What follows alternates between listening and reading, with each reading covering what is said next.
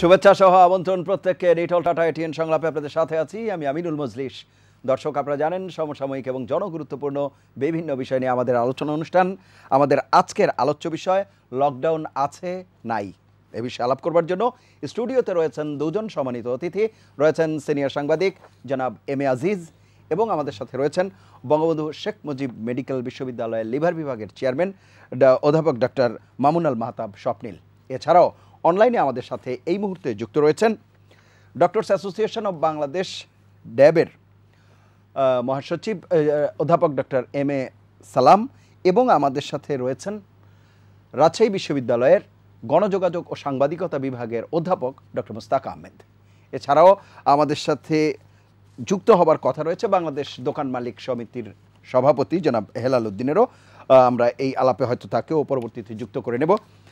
কথা না বাড়িয়ে চলে যাই মূল আলোচনায়। প্রথমেই এম এ আজিজ, আপনাকে দিয়ে আলোচনা শুরু করছি। আমাদের আজকের আলোচ্য বিষয় লকডাউন আছে নাই। লকডাউন যখন থেকে শুরু হয়েছিল তারপর থেকেই যেইভাবে শুরু হওয়ার কথা ছিল বা যেই প্রত্যাশা ছিল অন্তত সেটি আমরা কিন্তু দেখিনি বলা যায়, এবং ধীরে ধীরে সেই শিথিলতা যেন আরও বাড়ছে। পুরো বিষয়টি কিভাবে দেখছেন? ধন্যবাদ আপনাকে। অফিসিয়াল ল্যাঙ্গুয়েজে বললে এখন লকডাউন নাই, কারণ প্রথম দিকে আপনি খেয়াল করে দেখবেন যে প্রজ্ঞাপন জারির আগে দুজন মন্ত্রী বলেছেন যে আগামী 5 তারিখ থেকে লকডাউন আসতেছে। যখন প্রজ্ঞাপন আসলো তখনও বলা হলো লকডাউন, কিন্তু এরপরে মন্ত্রিপরিষদ সচিব যখন দেখলো যে আপনার মোটামুটিভাবে এই লকডাউনের প্রতিবাদ হচ্ছে, তখন এটার কারেকশন করলেন, বললেন যে এটা লকডাউন নয়, এটা কঠোর বিধিনিষেধ আরোপ করা হয়েছে। অর্থাৎ আমরা বলতে চাই এখন অফিসিয়াল ল্যাঙ্গুয়েজে যদি বলি তাহলে কঠোর বিধিনিষেধ এখন চলছে। এখন নাকি আমরা বলবো যে লকডাউন, কিন্তু এটা বাংলাদেশি ভার্সন, মানে পৃথিবীর অন্যান্য দেশের লকডাউন আর বাংলাদেশের লকডাউনটা ঠিক একরকম নয়। এখন কঠোর বিধিনিষেধ চলছে কিনা এটি নিয়েও আলোচনা হতে পারে। তো এখন তো কঠোর বিধিনিষেধ চলছে না, কারণ লকডাউনের বিরুদ্ধে তো মিছিল হচ্ছে, এই নিষেধাজ্ঞার বিরুদ্ধে মিছিল হচ্ছে, একটা একটা করে ছেড়ে দেওয়া হচ্ছে। সুতরাং এটাও তো হচ্ছে না। প্রথম কথা হচ্ছে যে আমার পাশে তো বড় ডাক্তার আছে, তিনি বলবেন যে 7 দিনে কোনো লকডাউন এটা বৈজ্ঞানিক ভিত্তি না, কমপক্ষে 14 থেকে 20 দিন হলে এটার একটা বৈজ্ঞানিক ভিত্তি পাওয়া যায়। সুতরাং এইটা হচ্ছে এক ধরনের, আমি বলবো সতর্ক বাণী, এটাই বলবো। কিন্তু সেই জায়গাও সরকার টিকে থাকতে পারলো না।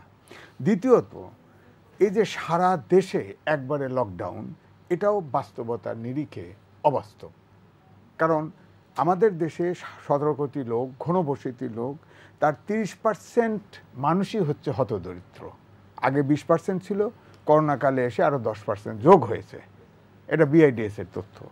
সানেম তো বলে 42%। যাই হোক, এখন এই যে হতদরিদ্র 30% মানুষ, হঠাৎ করে আপনার লকডাউন সারা দেশে, এটা কি ম্যানেজমেন্ট এত সহজ? আমার কাছে মনে হলো এবারের যে লকডাউন বলি আর কঠোর বিধিনিষেধ বলি, এখানে বিশেষজ্ঞদের কোনো মতামত এখানে অগ্রাধিকার পায় নাই, এমনকি কোনো রাজনীতিবিদদেরও মতামত এখানে পায় নাই। কারণ কোনো রাজনীতিবিদের যদি আপনার মতামত থাকতো তাহলে পাবলিকের অর্থাৎ জনগণের পালসটা বুঝতে পারতো। আর যদি আপনার বিশেষজ্ঞদের মতামত নিত তাহলে কিন্তু এটা বিজ্ঞানসম্মতভাবে আগাতো। কিন্তু বিশেষজ্ঞরা তো 18 দফা একটা নির্দেশনা দিয়েছিল। প্রথমে স্বাস্থ্য অধিদপ্তর দিয়েছিল, না যে টেকনিক্যাল কমিটি আছে, যদি আমি ভুল না করি 3টা কমিটি আছে।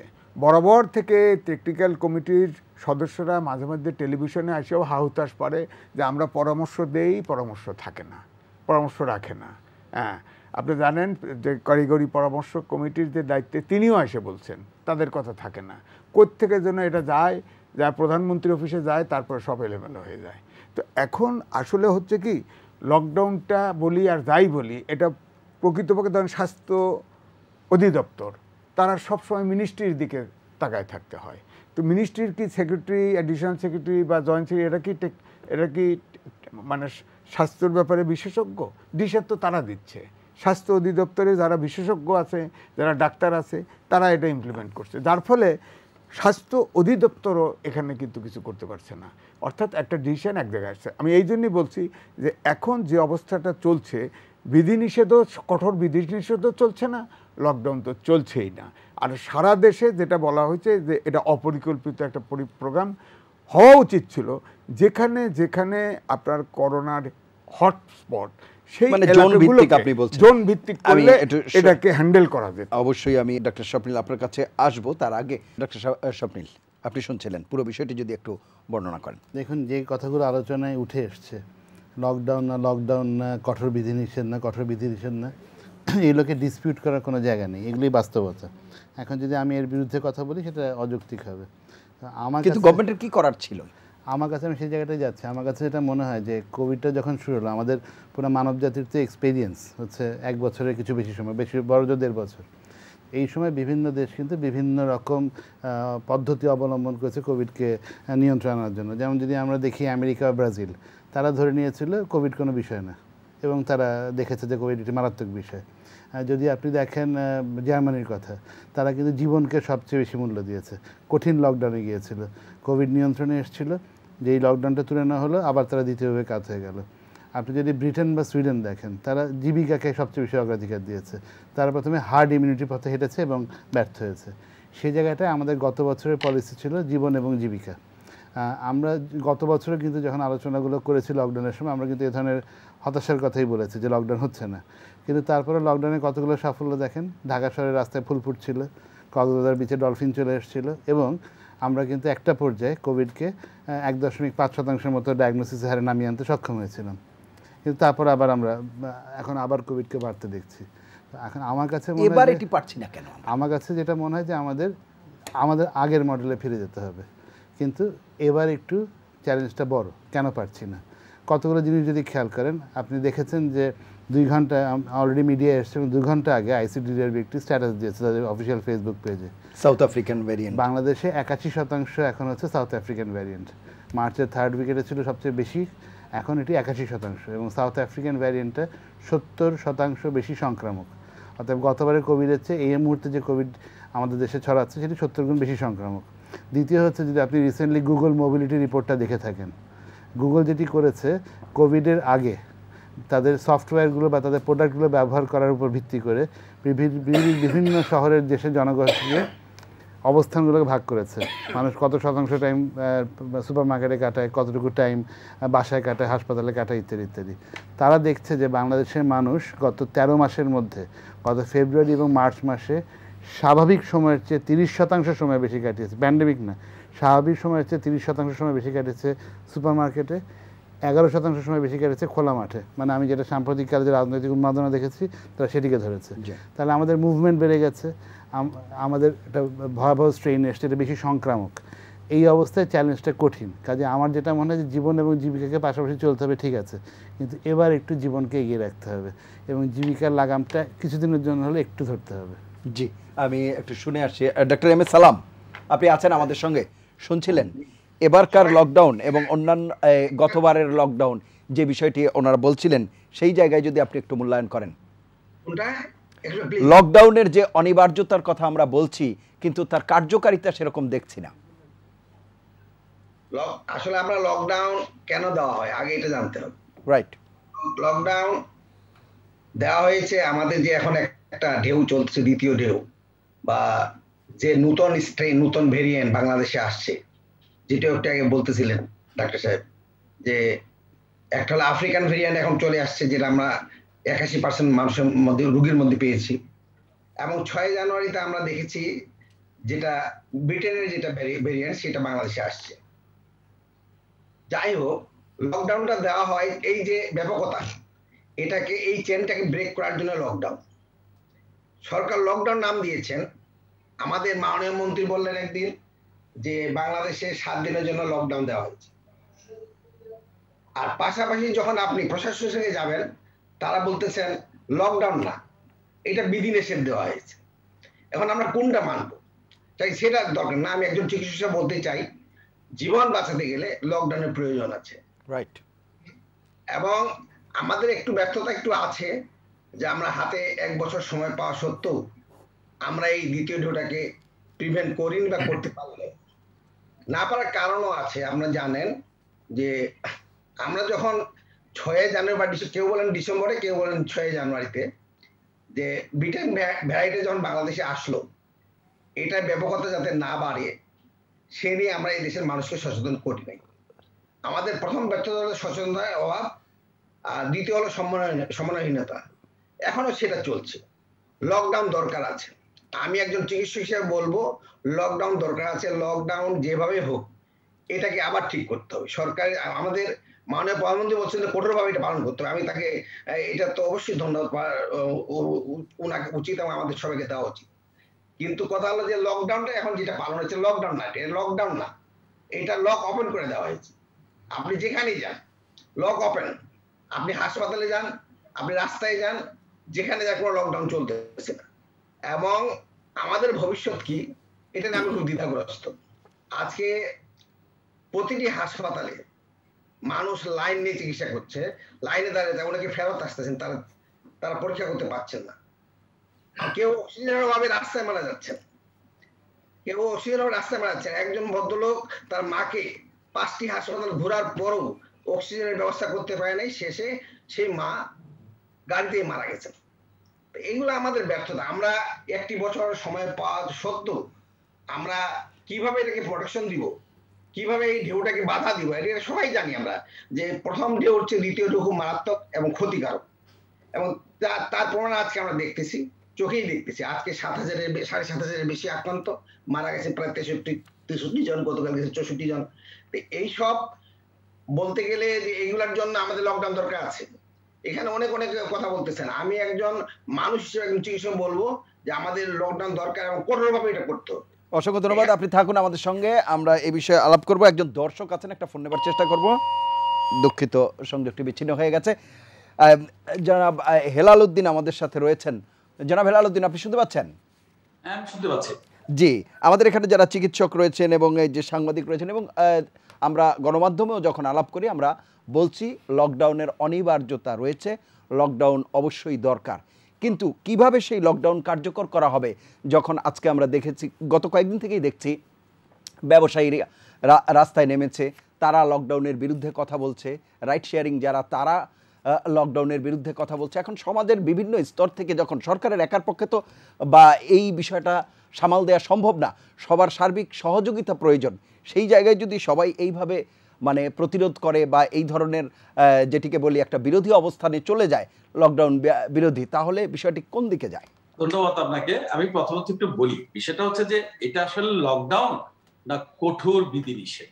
যদি লকডাউন ধরে নিই, ঠিক আছে, লকডাউনে আমরা যে অন্যান্য জায়গায় যেটা দেখেছি, রাস্তাঘাট সমস্ত কিছু বন্ধ থাকবে, লকডাউনে দরিদ্র মানুষের কাছে সরকার খাবার পৌঁছে দিবে, সরকার তার ওষুধ পৌঁছে দিবে, ইত্যাদি ইত্যাদি। যেমন আমরা ছোট আকারের লকডাউন যদি দেখি, টোলারবাগ থেকে শুরু করে পুরোনো ঢাকায় আমরা যেসব লকডাউন এলাকা ভিত্তিক দেখেছি, সেখানেও কিন্তু আমাদের একজনের কমিউনিটির লোকজন কাজ করেছে, গিয়ে তার বাড়িতে খাবার দিয়ে এসছে, ওষুধ দিয়ে এসছে, তাকে কিন্তু ওইভাবে আমরা লকডাউনটা দেখেছি।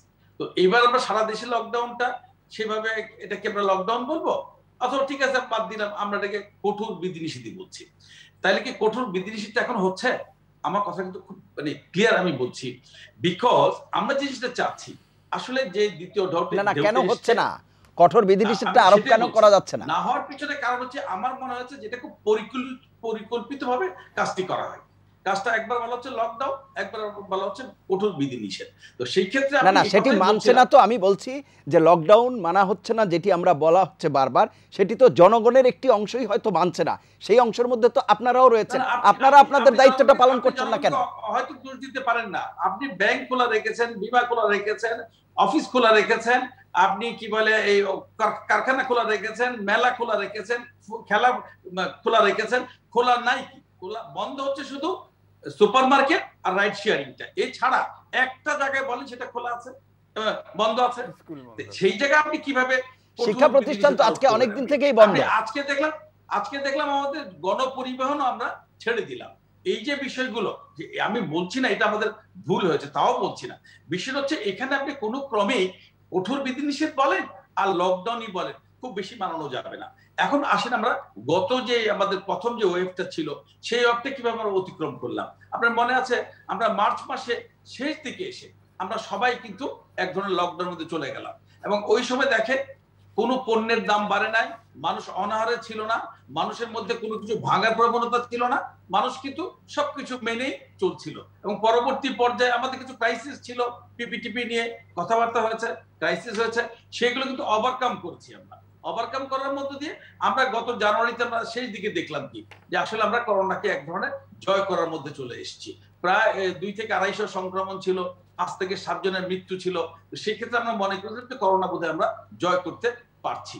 সেই ক্ষেত্রে আপনি দেখেন আবার যে মার্চের শেষের দিকে যে ওয়েবটি আসলো, এখন আমরা আজকে শুনলাম এটা নাকি সাউথ আফ্রিকার ভেরিয়েন্ট। তো আসলে এই যে বিষয়টা, আমরা আসলে এই করোনাকে নিয়ে আমাদের বিশেষজ্ঞ বলেন, আন্তর্জাতিক বিশেষজ্ঞ বলেন বা আমাদের দেশে, আমরা কেউ কিন্তু সঠিকভাবে প্রেডিক্ট করতে পারছি না। আমাদের মোকাবেলা করতে সময় লাগছে, আর আমাদের মতো দেশে আমাদের প্রেডিক্ট করতে আরেকটু বেশি সময় লাগে। তো সেই ক্ষেত্রে আমি মনে করবো আমরা প্রথম ওয়েবটা খুবই সুন্দর এবং ভালোভাবে আমরা মোকাবেলা করতে পেরেছিলাম। এইটার আমাদের যে সমস্যাটা হয়েছে, এখন আপনি যে কথা বলেছেন যে আমরা রাস্তায় দাঁড়িয়ে বলছি যে আমাদের দোকানপাট খুলে দেওয়া হোক, মার্কেট খুলে দেওয়া হোক, এটা কিন্তু শুধু আমাদের জন্য বলছি না। এটা আপনি একটু খেয়াল করে দেখেন, আজকে চট্টগ্রামের খাতুন বাজার থেকে শুরু করে ঢাকা মৌলভীবাজার থেকে শুরু করে সমস্ত পাইকারি বাজারগুলো বন্ধ। আপনি জানেন রোজার মাসে আমাদের প্রত্যেকটা। জনাব হেলালুদ্দিন, আপনি এই জায়গাতেই থাকবেন, আমি একজন দর্শকের ফোন নেব। প্রিয় দর্শক, নাম বলে প্রশ্ন করুন। জি, আমার নাম মিস্টার চন্দন কুমার সাহা। চন্দন কুমার সাহা, কোথা থেকে বলছেন? আমি ঢাকা থেকে আহমদবাগ থেকে বলছি, বাসপুর ঢাকা। জি জি বলুন, শুনতে পাচ্ছি। হ্যাঁ, আমার প্রশ্নটা হচ্ছে যে আমরা পূর্বে যে লকডাউন, আমাদের গভর্নমেন্ট যে পূর্বে লকডাউন দিয়েছিল, সেই লকডাউনটা ঠিক ছিল, কিন্তু বর্তমানে যে আজকে যে পরিস্থিতি, যে প্রতি দিন দিন যে আমাদের এভাবে বাড়তেছে, আমাদের খুব একটা খারাপ সময়ের মধ্যে দিয়ে দেওয়া যাচ্ছি, কিন্তু সবকিছুকে মানে খোলা রেখে এভাবে মানে চলাটা মনে হয় ঠিক হবে না। আমরা পূর্বের দিকে যদি আমরা যাই তাহলে হয়তো আমরা মানে আগের ইতি আমরা চলে আসতে। অসংখ্য ধন্যবাদ, আমরা বুঝতে পেরেছি আপনার প্রশ্ন। উনি বলছেন যে আগে যেরকম লকডাউন ছিল সেই ধরনের কঠোর বিধিনিষেধ আরোপের কথা বলছেন। জনাব হেলালুদ্দিন, আপনি বলছিলেন কেন দোকানপাট খোলা রাখতে হবে সেই বিষয়টি। জি, আপনি জানেন যে আমাদের রমজান এবং ঈদকে কেন্দ্র করে ভোগ্যপণ্য থেকে শুরু করে সমস্ত পণ্য যেগুলো আমরা ব্যবহার করি রোজা এবং ঈদকে কেন্দ্র করে, সেগুলো চাহিদা দ্বিগুণ বেড়ে। ভোগ্যপণ্যের ব্যাপারে তো কোনো রেস্ট্রিকশন নাই, আমরা যতদূর জানি। আমার ভুল হচ্ছে কিনা, ভোগ্যপণ্যের ব্যাপারে কি কোনো রেস্ট্রিকশন আছে? নিত্যপণ্যের ব্যাপারে তো কোনো রেস্ট্রিকশন নাই। হ্যাঁ আছে, এই কারণে বলছি আপনাকে, আমার সমস্ত পাইকারি মার্কেটগুলো কিন্তু বন্ধ না। 18 দফা যে নির্দেশনা আছে আমাদের কাছে, তাতে তো নিত্য প্রয়োজনীয় দ্রব্য যেগুলো জরুরি খাদ্যপণ্য যেগুলো, সেগুলোর ক্ষেত্রে তো কোনো বিধিনিষেধ আরোপ করা হয়নি। আমি শেষ করছি ভাই, আপনি তো অনেক ভালো সাংবাদিক। না জি প্লিজ। দেখেন মৌলভীবাজার বন্ধ, আমাদের খাতুনগঞ্জ বন্ধ, এই যে সবকিছু আমরা বন্ধ করে দিচ্ছি, আমাদের মার্কেটগুলো বাদিয়ে দিলাম, এগুলো বিলাসী পণ্য বিক্রি করে, নিত্য পণ্য যেগুলো বিক্রি করে সেগুলো কিন্তু বন্ধ। এই যে আমাদের যে ধরেন এই সাপ্লাই চেইনটা, আমাদের আগামী এই 7 দিন ছিল আমাদের পাইকারি ব্যবসায়ীদের একটা সুযোগ, যারা পাইকারি মালগুলো তারা বিক্রি করবেন। এই মুহূর্তে আমরা দেখছি সমস্ত ক্ষেত্রে আমাদের এই পাইকারি বাজারগুলো বন্ধ হয়ে গেছে। বাদ দিলাম আমি যে কথাগুলো বলছিলাম যে আমাদের যে বাজার যে ব্যবস্থাপনা, সেখানে কিছু ত্রুটি আছে। এখন আমরা যে কথা বারবার বলছিলাম, গত বছর আমাদের কিন্তু ব্যবসাটা ক্ষতিগ্রস্ত, পুঁজি আমরা হারিয়েছি। এবং এই ক্ষুদ্র পুঁজির ব্যবসায়ীরা দেখবেন সরকারের কোনো প্রণোদনা কোনো কিছুই কিন্তু ওনাদের পর্যন্ত এসে পৌঁছায় নাই। সেই ক্ষেত্রে তারা এইবার যখন জানুয়ারির দিকে ওরা দেখলো যে করোনা প্রভাবটা অনেকটাই কমে গেছে, তখন কিন্তু তাদের যা কিছু ছিল তাই নিয়ে তারা চেষ্টা করছিল তারা কিভাবে আবার নতুন করে ব্যবসাকে সাজিয়ে বসবে। সব মিলে আমার কোনো আপত্তি নেই, কিন্তু আমি আবারও বলছি এখানে আমাদের বিশেষজ্ঞরা আছেন।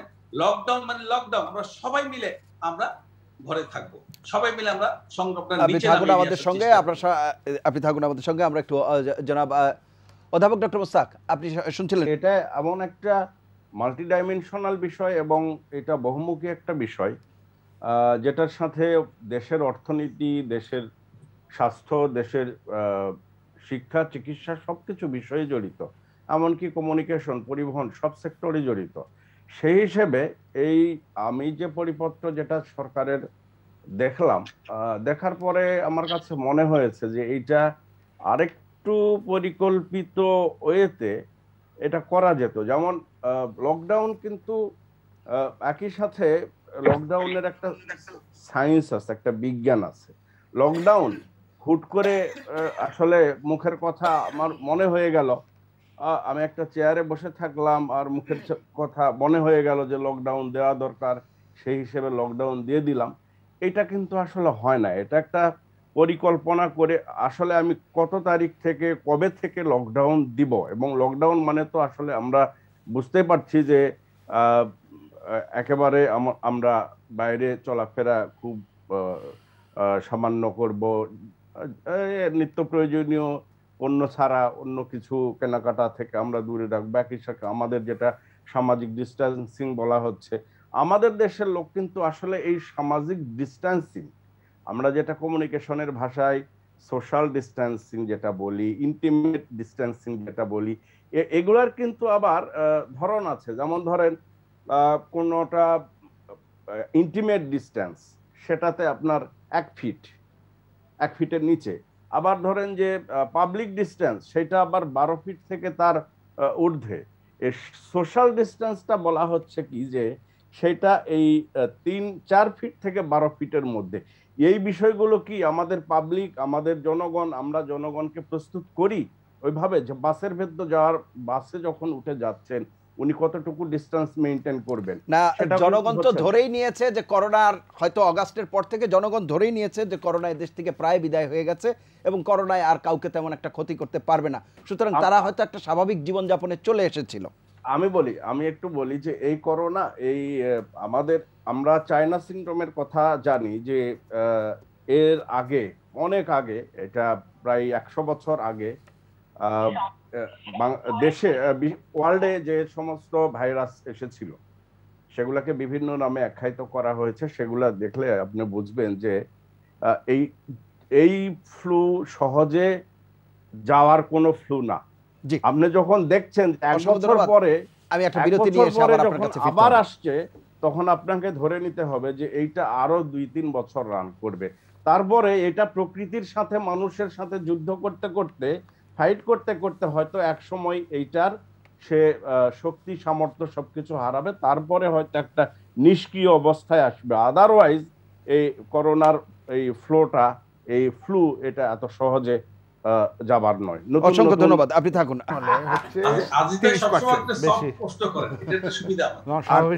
সমাবেশ এতে 11% বেশি। এটা নরমালি মানুষ যতটা সময় শপিং সেন্টারে কাটায়, 2019 সালে যার সময় কাটাতো তার চেয়ে 30% বেশি কাটেছে। ঘরে বসে থাকতে থাকতে বেরিয়ে গিয়ে, আপনি খেয়াল করবেন স্কুল কলেজ বন্ধ, কিন্তু ট্রাফিক জ্যাম কত বেড়ে গেছিল, খেয়াল করেছেন? বন্ধ থাকতে মানুষের পারছে না আসলে। এটা কিন্তু হয় গুগল ম্যাপিং না কি নাম, গুগল মোবিলিটি।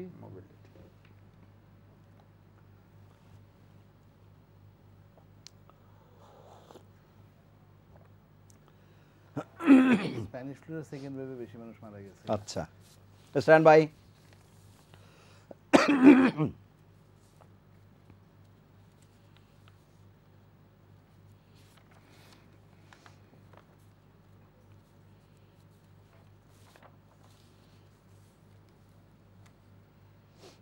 Stand by. 4, 3. ফিরে এলাম নিটল টাটা এটিএন সংলাপে। এতক্ষণ সাথে থাকার জন্য ধন্যবাদ। Doctor Mamunul Mahtab Sabrin, doctor M S Salam এবং অন্যান্যদের কথা একটি বিষয় এসেছে, সেটি হচ্ছে প্রথম ঢেউয়ের পরে দ্বিতীয় ঢেউ। আমরা 1 বছর সময় পেয়েছি, প্রস্তুতি কতটা নিতে পারলাম?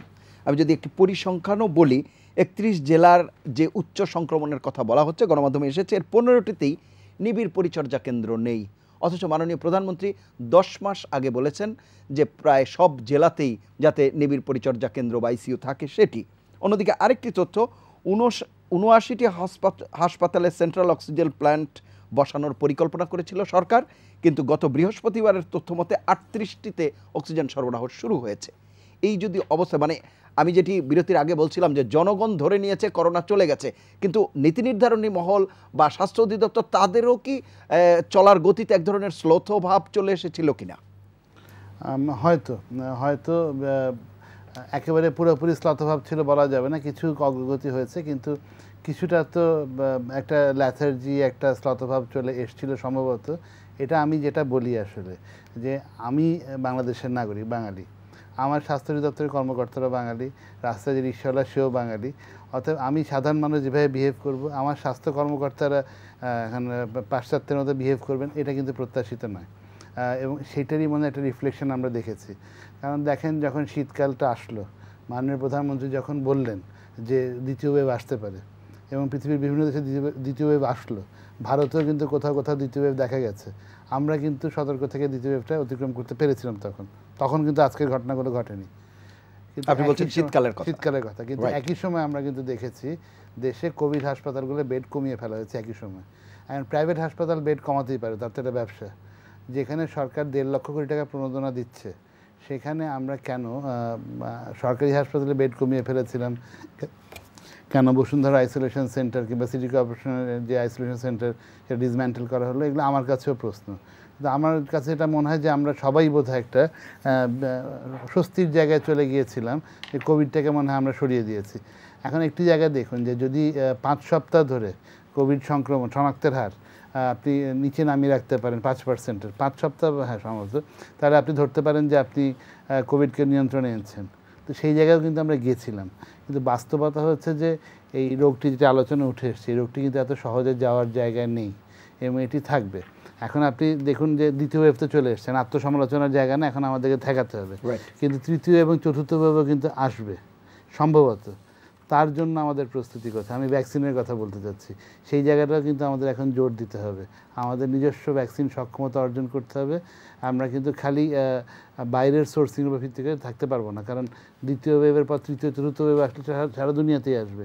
এবং এই যে ভাইরাসের মিউটেশন, হয়তো কোনো ভ্যাকসিন কম কাজ করবে, হয়তো কোনো ভ্যাকসিন বেশি কাজ করবে। আমাদের দেশে তো একাধিক কোম্পানি ভ্যাকসিন বানায়, আমাদের দেশে একটি কোম্পানি ভ্যাকসিন উদ্ভাবনের দাবি করেছে। আমার মনে হয় আমাদের এসব দিকে নজর দেওয়া উচিত, নিজেদের সক্ষমতা বৃদ্ধি। যারা বানায় তারা হয়তো এখন ফিল ফিনিশ করে, তারা যাতে আরও ভালোভাবে ম্যানুফ্যাকচারিং যেতে পারে, সেটিও তো থমকে গেছে। যেটা নিজের ভ্যাকসিন, তার ক্লিনিক্যাল ট্রায়াল হওয়া উচিত। এসব দিকে এখন সমানে নজর দিতে হবে, না তো 2022 কিন্তু 2021 খারাপভাবে আসতে পারে। জি, অসংখ্য ধন্যবাদ। এম এ আজিজ, আপনি শুনছিলেন সার্বিকভাবে সেই বিষয়গুলো যদি বলেন, এবং জনাব হেলালের কাছে যদি কোনো প্রশ্ন থাকে সেটিও আপনি করতে পারেন। এখন প্রশ্ন হচ্ছে যে ধরেন অনেক দেশেই সংক্রমণের হার, মৃত্যুর হার অনেক বেড়েছে। অনেক দেশ কিন্তু তারা কিন্তু করোনায় সতর্কতার কারণে এটা ট্যাকেলও করতে পেরেছে। ধরেন ভিয়েতনাম বলেন, নেপাল বলেন, ভুটান বলেন, এদের চাইতে আমরা কিন্তু পিছনে চলে গেছি। আচ্ছা আজিজ ভাই, সেই দেশের জনগণ কি পরিমাণ আছে আর আমাদের দেশে কি পরিমাণ, মানে আমরা এই তুলনাটা যখন দেই, আমি বোঝার জন্য বলছি একেবারেই, যে সেই দেশের ভলিউম অফ মানে পপুলেশন যেরকম, আমাদের দেশের ডেনসিটি অফ পপুলেশন যেরকম, এটা কি সম্ভব আসলে? এই কারণেই কিন্তু আগে বলেছি সারা দেশে কিন্তু লকডাউন অবাস্তব, আমি বলেছি। তারপরেও আমি বলবো, আমি তাহলে উদাহরণ দিয়ে বলি। ফার্স্ট করোনা যখন আসলো ডিসেম্বরে, যখন দেখা গেল চীনে, এরপরে আমরা মার্চে এসে স্টেপ নিলাম, আগে কেন নিলাম না? সেকেন্ড ওয়েভ আপনি এর চাইতে অথেন্টিক কি পাবেন? আইসিডিডিআরবি ফোরকাস্ট করলো UK variant, south Africa variant পাওয়া গেছে জানুয়ারিতে। আপনি কেন স্টেপ নিলেন না? প্রায় 20 থেকে 22টা দেশ ব্রিটেনের সাথে ফ্লাইট বন্ধ করে দিল, আমাদের দেশের ফ্লাইট চালু রইল। ওখান থেকে লোক আসে, তাদের কোয়ারেন্টাইনে রাখতে পারে না, তারা লাফালাফি করে বেরিয়ে গেছে। তো তাহলে যেটা পারবেন না, তাহলে আমি তো বলবো যে আমরা আমাদের দেশে, যে আমি বলবো যে সাধারণ, আমি কিন্তু ডাক্তারও না, কিন্তু আমার ধারণা আমাদের দেশের আবহাওয়া, ফুড হ্যাবিট, 60% লোক কর্মক্ষম, আমাদের কিন্তু ইমিউনিটি পাওয়ার অনেক বেশি আমার কাছে মনে হয়। যার ফলে আমরা যদি গভর্নমেন্ট প্রথম থেকে, আপনার প্রত্যেকটা স্টেপের প্রথম থেকে যদি স্টেপ নিত, আমরা এর চাইতে অনেক বেশি নিয়ন্ত্রণ রাখতে পারতাম। অর্থাৎ করোনা যখন পুরোপুরি দেশে সংক্রমিত হয়ে গেছে, ফার্স্ট ওয়েভের ক্ষেত্রেও সেকেন্ড ওয়েভের ক্ষেত্রেও, তখন আমরা স্টেপ নিয়েছি, এর আগে না। আপনি যখন ইউকে ভেরিয়েন্ট পাইলেন জানুয়ারিতে, তখন স্টেপ নিলেই তো আমরা এই বিপদটা এখন হয় না। এখন তো যে অবস্থায় চলে গেছে, এখন তো এটা কন্টেইন করা খুবই মুশকিল, খুবই মুশকিল। এখন দেখেন, প্রশ্ন হলো লকডাউন, ওনারা বললেন প্রজ্ঞাপনও বললেন লকডাউন, সেখান থেকে শিফট করলো, এসে বললো এখন মানে কঠোর বিষয় নিষেধ। এখন এই যে সবচেয়ে বড় আমাদের দেশে শক্তিশালী কে? আপনার এই বাংলাদেশে একমাত্র গণপরিবহনের মালিক যারা এই সরকার আইন করেছে বাস্তবায়ন করতে দেয় নাই, তারা এত পাওয়ারফুল। না গণপরিবহন চালু না করলে এখন বেসরকারি যারা আছে কর্মকর্তা কর্মচারী তাদের অফিস তো কন্টিনিউ করা হচ্ছে। এখানে হইলে যে হেলাল ভাইও তো আছে, উনিও তো উপদেশ দিতে পারতেন। যার যার অফিস আছে তিনি পরিবহন হায়ার করতেন, তাদের লোকজন নেওয়া আসা করতেন। না সরকার তো সেই নির্দেশনা অনুমুক্ত করা যায়, সরকার তো সেই নির্দেশনা দিয়েছিলেন না, যে পরিবহন নিজস্ব ব্যবস্থাপনায় আপনারা আপনাদের কর্মী আনা নেওয়া করবেন, কিন্তু যদি বেসরকারি কোম্পানিগুলো সেটি না মানে সেই দায় কি সরকারের উপর আমরা চাপাবো? এটা কোনো রেজিমেন্টেড সোসাইটি না, বসে বসে প্রেস লিস্ট ফুঁকে দিলেন আর সবাই মেনে ফেলবে, এই ধারণাটা অমূলক, অবাস্তব। এটা রেজিমেন্টেড সোসাইটি না, গণতান্ত্রিক সোসাইটিতে এখানে কোনো আইন করলে তা বাস্তবায়নও করতে হবে সরকারকে, এটা মাথায় রাখতে হবে। আপনি আছে না, এই ধরেন সিঙ্গাপুরে আপনি মাস্ক পরবেন না, সাথে সাথে $500 ফাইন। অনেক দেশেই তো আছে, পুলিশ লাগাচ্ছে না, আইন শৃঙ্খলা বাহিনী লাগছে না। আমাদের দেশে সেটা হচ্ছে না, একমাত্র আইন শৃঙ্খলা বাহিনী আছে, নির্বাহী ম্যাজিস্ট্রেট তারাও জরিমানা করছে যতটুকু হচ্ছে। এবারে নির্বাহী ম্যাজিস্ট্রেট গাড়িতে ইউএনএর গাড়িতে আগুন দিয়ে পোড়াই দিছে। এখন দোকানরা দোকান এই যে হেলাল ভাই সভাপতি সব রাস্তায় নেমে গেছে, তাদের দেখে দেখে এখন সবাই রাস্তায় নামতেছে। তো উনি তো দোকান মালিক। আমি তো এই জন্যই বলতে চাচ্ছি যে পরিবহন ব্যবসায়ী এবং আমলা, এই তো সরকার দেশের পাওয়ার, এখন ক্ষমতা। ব্যবসায়ীরা যা চাবে তা হবে, আমলারা যা চাবে তা হবে, হ্যাঁ। এবং পরিবহন খাতে আইন কোনো প্রয়োগ করতে পারবেন না। আমি তো এখন তাই দেখছি। আজকে ডাক্তার, স্বাস্থ্য খাতে বিশেষজ্ঞ যারা ডাক্তার, তাদের কোনো সে নাই। আপনার একটা স্বাস্থ্য অধিদপ্তর একটা পরিপত্র জারি করে সব ডাক্তারের মুখ বন্ধ করে দিছে। উনি তো আসছেন, এই দুজন আসছেন, ওনারা তো রিস্কি, কোন কথা বললে কোন কথা ফেসে যাবে। ওনারা তো ওনার মনের কথা বলতে পারবে না, কারণ পরিপত্র জারি করা আছে, ওনারা কথা বলতে পারবে না।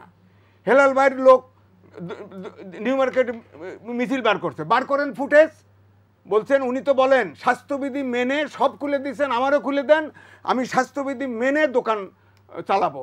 ওই মিছিলে কতজন মাস্ক পরা আছে? মিছিল তো বের করলো, স্লোগান দিল, বার করেন ফুটেজ। ওনার লোক কি স্বাস্থ্যবিধি মেনেছে মিছিলের সময়?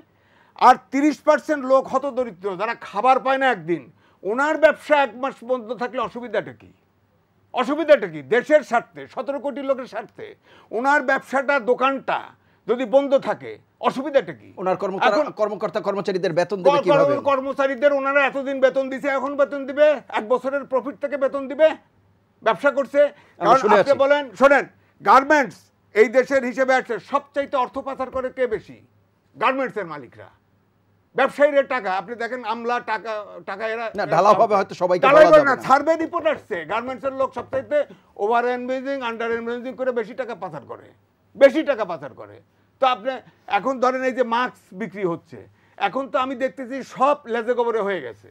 এখন একমাত্র বাঁচার উপায় আমাদের হচ্ছে স্বাস্থ্যবিধি মানা। এবং আপনি দেখেন ফুটপাতে 5টা মাস্ক বেচে 10 টাকা দিয়া, এটাতে আদৌ কাজ হয় কি হয় না? কেন এটা পারতো না গার্মেন্ট ইন্ডাস্ট্রিকে আপনার কয়েকটা চুজ করে বলে দিতে, একটা স্ট্যান্ডার্ড ফিট করে, যে এইটা এখানে সাবসিডি দিয়ে আপনার অ্যাভেলেবল করে দিতে পারতো না মাস্ক? এখন একটা মাস্ক, কোনো মাস্ক আছে 2 টাকায় ফুটপাতে বেচে, কাজ হয় কি হয় না? এটার ময়লা, দুর্গন্ধ, গলায় ঝুলায় রাখে, মাস্ক পরছে না কেউ। হ্যাঁ, অধিকাংশ ইদানিং কিছু শুরু হয়েছে আমি দেখলাম। 2, আপনি শিল্প কারখানা চালু রাখলেন, হেলাল ভাই তো ওই জায়গায় সুবিধা পায়। শিল্প কারখানা চালু রাখছেন, সেখানে প্রোডাকশন হচ্ছে না, সেই প্রোডাকশন এখন এক্সপোর্টও তো করতে পারছে না বেশি, তাহলে তার মার্কেটিং ফ্যাসিলিটিস লাগবে না? দোকান না থাকলে ওগুলোর মার্কেটিং হবে কোথায়? অর্থনীতি তো বাঁচাইতে চাচ্ছেন, তো আপনি শিল্প কারখানা খোলা রাখছেন, মার্কেটিং কোথায়? শিল্প কারখানার ভেতরে কর্মপরিবেশ যেরকম, মার্কেটের ভেতরে বা দোকানের ভেতরের কর্মপরিবেশ কি একই রকম? তারা কি সেই স্বাস্থ্যবিধি মেইনটেইন করা সম্ভব? হেলাল ভাইয়ের কথায় যুক্তি আছে। আপনি সব খোলা রাখবেন, শুধু শপিং মল আর দোকান বন্ধ রাখবেন, এটাও তো হয় না। আপনি সব খুলে দিয়েছেন, কিন্তু আমার বক্তব্য হচ্ছে হেলাল ভাই হচ্ছে এখন সবচেয়ে বড় নেতা, কারণ বাংলাদেশের সবচাইতে দোকান হচ্ছে সবচেয়ে বেশি, শপিং মল, তার প্রেসিডেন্ট উনি রাস্তায় নামায় দিয়েছে পাবলিকরে। তো কেমনে কঠোর বিধিনিষেধ, কেমনে লকডাউন পালতে হবে?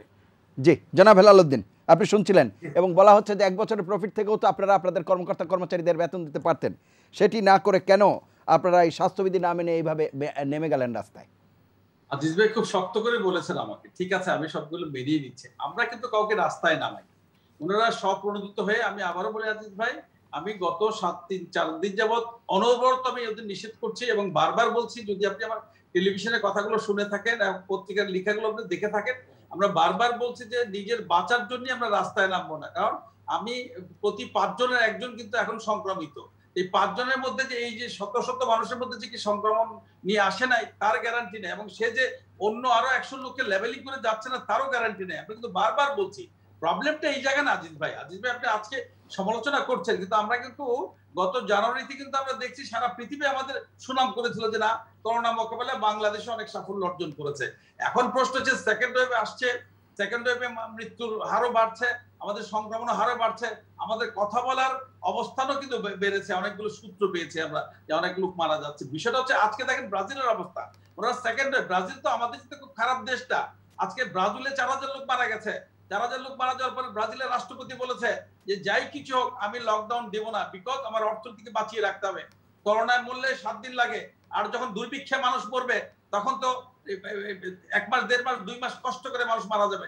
আমার চোখের সামনে আমি দুর্ঘটনায় আজিজ ভাই মারা যেতে পারি, করোনায় মারা যেতে পারি, আমি কিন্তু নিয়ত রূপে ছেড়ে দিব। আমি কর্মক্ষম মানুষ, আমি কাজ করতে পারছি না, কাজ করার সুযোগ আমাকে দিচ্ছেন না, আমার পরিবার না খেয়ে মরে যাচ্ছে। এই বিষয়টা কেন এইভাবে দেখছেন আমি জানি না। আমার কথাটা খুব পরিষ্কার, লকডাউন আমরা সবাই মেনে চলি।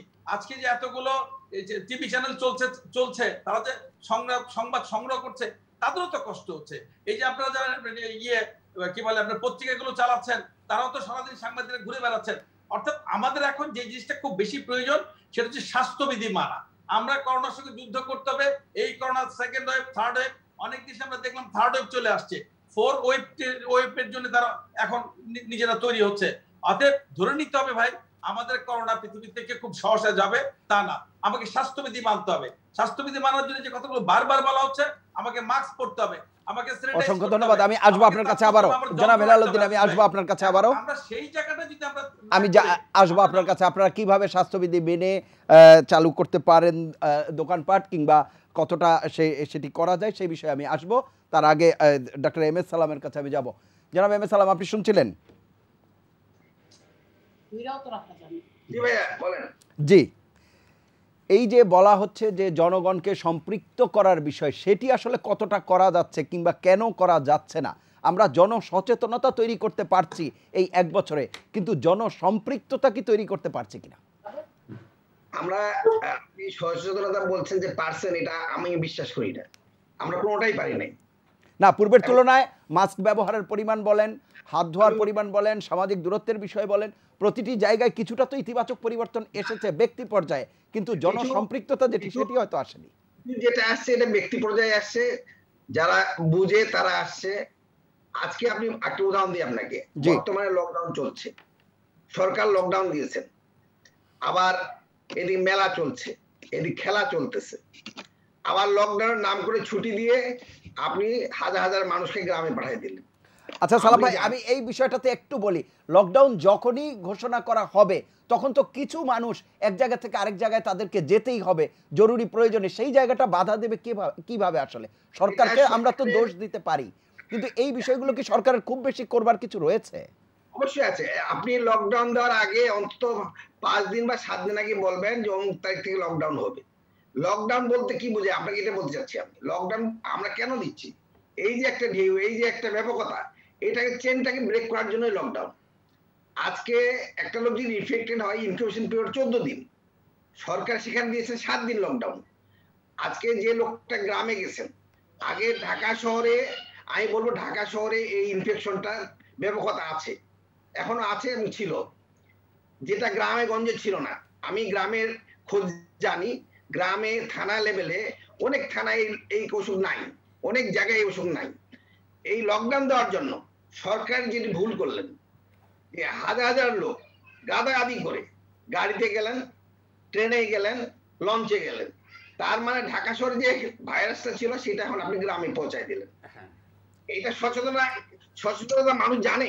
এখন তো মানুষ মনে করছে যেখানে লকডাউন চলছে, খেলা চলছে, মেলা চলছে, তাহলে ভাইরাস বলে কোনো কথা না।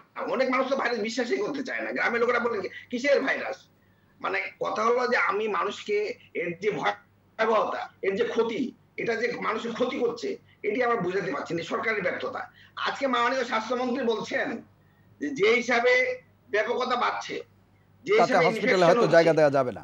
যদি 8 দিন এইভাবে যদি থাকে, তাহলে ঢাকা শহরকে, ঢাকা সিটিকে যদি হাসপাতালে বানাই তাহলে দিতে পারবো না। তো এখানে ব্যর্থতা কার? এটা তো অবশ্যই আমার না, আপনার না। এখানে যেটা উচিত ছিল, আমরা যারা স্বাস্থ্য বিভাগে চাকরি করি, আমাদের উচিত ছিল সবারই সচেতনতা বাড়ানো। আর যারা সরকারি যা প্রশাসনের যারা আছেন, যারা যে লকডাউন দিচ্ছেন, তাদের উচিত ছিল এটা মানুষকে জানানো। এবং এটা অবশ্যই 5-7 দিন আগে জানানো ছিল যে অমুক দিন থেকে লকডাউন হবে। তাহলে মানুষ যারা বাড়িতে যাবেন তারা সেভাবে যেতেন, এবং মানুষকে বলা উচিত ছিল। আজকে যেমন যেটা গাড়িতে করছেন যে আপনি হাফ লোক যাবেন, অর্ধেক লোক যাবেন, সে ঠিক তেমনি ভাই এটা করা যেতে পারে। তা আমরা পারিনি, আমাদের ব্যর্থতা আছে, এবং এই জন্য মানুষ অনেক সময় এটা বিশ্বাস করে না। অসংখ্য ধন্যবাদ। এই ব্যর্থতার যদি কিছু যেটি আছে আপনি বলছেন, বা সেই সীমাবদ্ধতা ধরে নিয়ে আমরা তা থেকে উত্তরণের কি পথ সেটি খুঁজবার চেষ্টা করব। অধ্যাপক ডক্টর মোস্তাক আহমেদ, আপনি শুনছিলেন বিরতির আগে আলোচকরা যে কথাগুলো বলছিলেন। এখন আমরা যদি বলি যে কিছুটা ব্যর্থতা বা কিছুটা সীমাবদ্ধতা তো আমাদের হয়তো রয়েছেই, যা ঘটে গেছে তার চেয়ে বের হয়ে এসে আমরা কি করতে পারি সেই বিষয়টি যদি একটু আলোচনা করেন।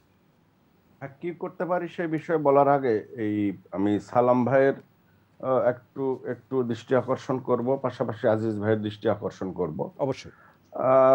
সালাম ভাই যেটা বললেন যে আসলে আমরা কিছুই পারিনি, কিছু করতে পারিনি, এই বিষয়টা মনে হয় আমাদের ঠিক না। দক্ষিণ এশিয়ার মধ্যে বাংলাদেশ একটা দেশ যেটা নিয়ে এই করোনা মোকাবিলায় তারা যে সফল হয়েছে, এটা কিন্তু উন্নত দেশগুলো সেটা স্বীকার করেছে, সার্টিফাই করেছে, এবং তারা বলেছে সেই দিক দিয়ে আমরা ভালো ছিলাম। কিন্তু আসলে বিষয় যেটা হয়েছে যে দ্বিতীয় ঢেউটা, এটা কিন্তু প্রাইম মিনিস্টার আমাদের অনেক আগে থেকেই বলছিলেন, মাননীয় প্রধানমন্ত্রী অনেক আগে থেকেই বলছিলেন দ্বিতীয় ঢেউ আসবে।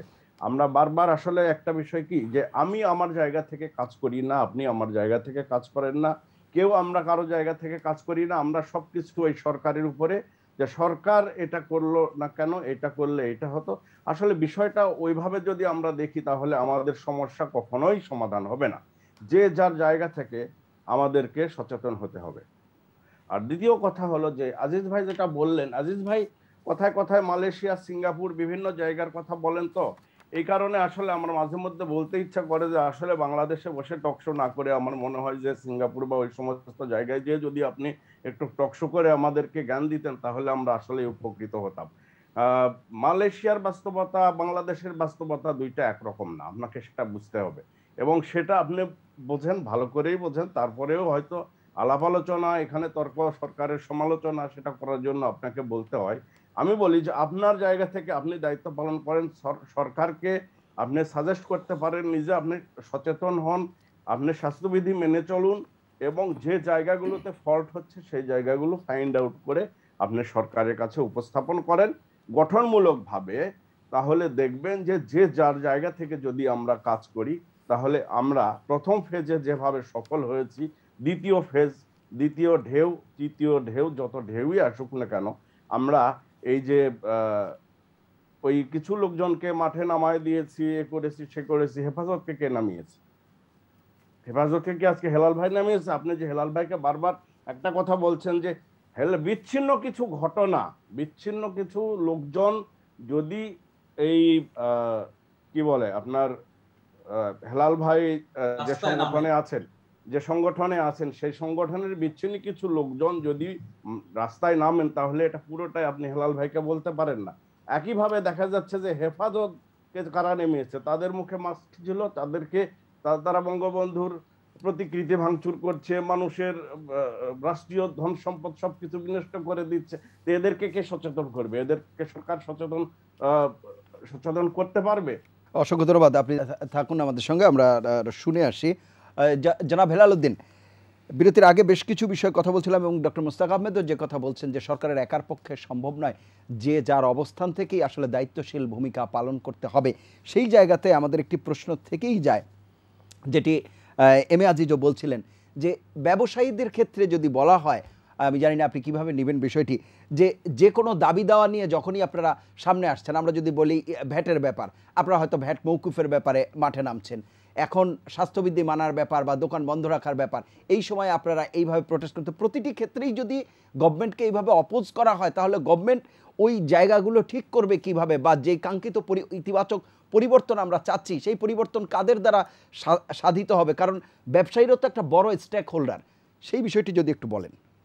জি, ধন্যবাদ আপনাকে। প্রথমত আমি একটু বলি, বিষয়টা হচ্ছে যে আমাদের যে ক্ষুদ্র ব্যবসায়ীরা যে গত 2 দিন যাবত যে রাস্তায় নেমেছে, এটা খুবই অল্প একটি অংশ। সারা বাংলাদেশে প্রায় 25,000 মার্কেট, তার মধ্যে 4-5টা মার্কেট এখানে নিউ মার্কেট আর গাউসিয়া এলাকার কিছু ব্যবসায়ী নাকি আমি ওদের সাথে কথা বলেছি, ওখানে কর্মচারীরা আজকে ইস্টার্ন প্লাজা, এলিফ্যান্ট রোড এইসব জায়গায় নেমেছে।